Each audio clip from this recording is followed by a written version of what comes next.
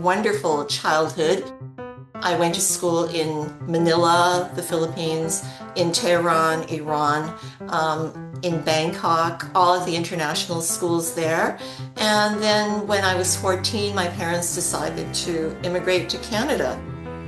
I was a voracious reader, and I think that was probably one of the things that makes you want to write, because you read so much and there are stories to be told, and sometimes you think, I wonder if I can tell a story too.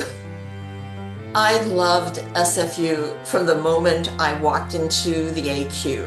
I really enjoyed my professors. I really enjoyed the people that I met there.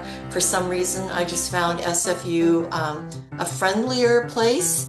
Even though I graduated from computer science, I owe SFU both of my careers, if you think about it. When I decided it was time to write a novel, I actually took a class in creative writing, and that was with continuing education. And I got into the Writer's Studio 2011 class, and it was absolutely life-changing.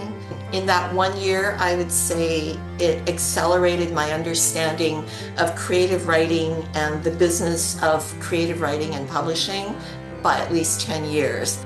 The first people who were my support group was my cohort, the fiction cohort. These were the people who would critique your writing every week and vice versa.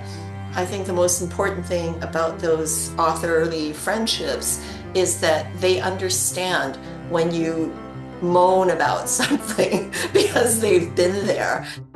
Authors for Indies was a particularly happy and fulfilling and exhausting effort for me to promote independent bookstores. The idea was to have authors go into these bookstores and act as booksellers for the day, and it was a terrific success. It was good for the bookstores, but I think it was also good for my fellow Canadian authors.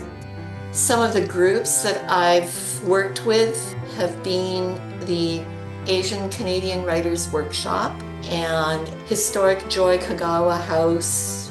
I owe SFU a lot. I owe SFU for my first career in the technology industry, and I owe SFU for my second career as a writer of historical fiction.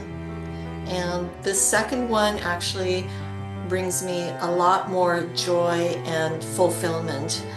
The fact that SFU has a continuing education program specifically for wannabe writers, it was just the right thing to do. It was the best thing I've ever done.